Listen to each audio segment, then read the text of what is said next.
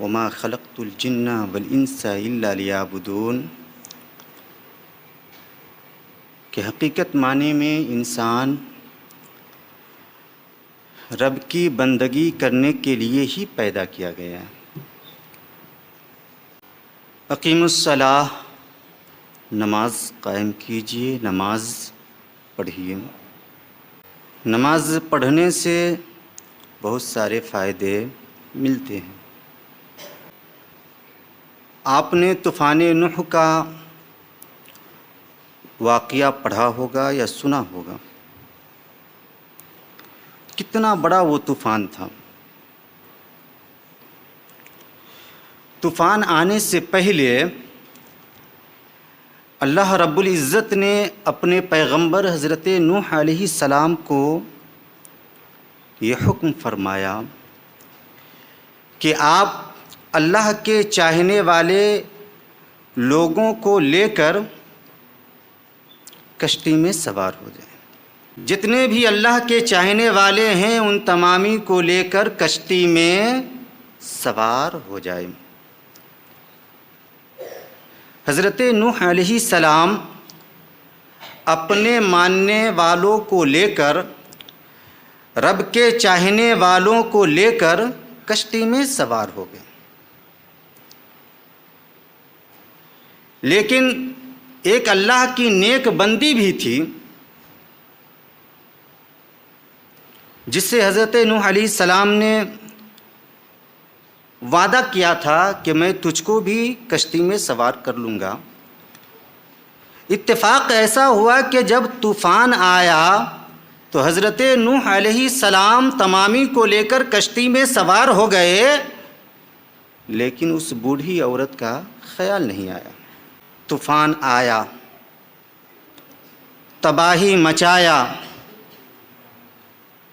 لیکن وہ عورت اپنے گھر میں نماز میں مشغول رہی، اسے پتہ بھی نہ چل سکا۔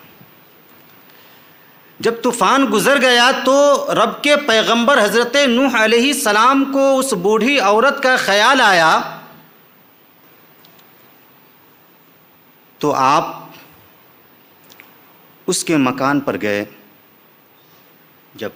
جب آپ وہاں گئے تو آپ نے دیکھا کہ وہ بوڑھی عورت زندہ ہے اور عبادت میں مشغول ہے۔ سبحان اللہ، زندہ ہے اور عبادت میں مشغول ہے۔ آپ کو بڑا تعجب ہوا۔ جب وہ نماز سے فارغ ہوئی، سلام کے بعد اس عورت نے کہا کہ اے میرے پیغمبر، کیا طوفان آنے والا ہے؟ میں تیاری کروں ساتھ چلنے کی؟ طوفان آنے والا ہے۔ تو حضرت نوح علیہ السلام نے فرمایا اے محترمہ، طوفان آ بھی گیا، چلا بھی گیا اور تجھے پتہ بھی نہ چل سکا۔ تو اس عورت نے کہا اے میرے پیغمبر، حقیقت میں مجھے پتہ نہ چل سکا اس لیے کہ میں تو رب کی بندگی میں مشغول تھی۔ سبحان اللہ، رب کی عبادت میں مشغول تھی۔ تو نماز کا فائدہ دیکھیے، اتنا بڑا طوفان آیا، وہ بوڑھی عورت اپنے مکان کے ساتھ بچی رہی، رب کی عبادت کرتی رہی۔ یہ عبادت کا ثمرہ ہے۔ لہٰذا ہم اپنے رب کی بندگی ہر حال میں کیا کریں۔ عبادت کرنے سے ہمارے جو جائز مراد ہے وہ بھی پورے ہوں گے اور ہم آفات و بلیات سے بھی محفوظ رہیں گے۔ نماز یہ افضل العبادت ہے، اسے ہم وقت پر ادا کرنے کی کوشش کریں۔ یہ نمازیں جو ہمیں ملی ہیں یہ کسی نہ کسی نبی کی سنت ہے۔ کون سی نماز کس نبی کی سنت ہے تو سنیں۔ نماز فجر حضرت آدم علیہ السلام کی سنت ہے۔ نماز ظہر حضرت ابراہیم علیہ السلام کی سنت ہے۔ نماز عصر حضرت عزیر علیہ السلام کی سنت ہے. نماز مغرب حضرت داؤد علیہ السلام کی سنت ہے. اور نماز عشاء ہم سب کے پیارے نبی آخر الزماں کی سنت ہے. سبحان اللہ. لہٰذا ان نمازوں کو ان کے وقتوں پر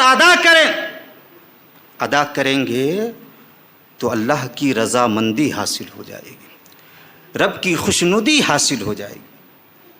اور جسے رب کی خوشنودی حاصل ہو جاتی ہے وہ دونوں جہان میں کامیاب و کامران ہو جاتا ہے. اگر ہم انہیں نہ پڑھیں گے تو اللہ رب العزت ہم سے ناراض ہو جائے گا. اور جس سے رب ناراض ہو جائے پھر اس کا ٹھکانہ جنت میں تو ہو ہی نہیں سکتا، اس کا ٹھکانہ پھر جہنم میں ہوگا. بروز محشر اہل جنت جہنمیوں سے پوچھیں گے کہ اے جہنمیوں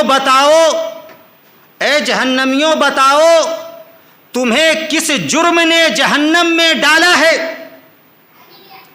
تو وہ کہیں گے لم نکو من المصلین، کہ ہم نماز نہیں پڑھتے تھے، اسی جرم نے مجھے جہنم میں پہنچایا ہے، جہنم میں ڈالا ہے.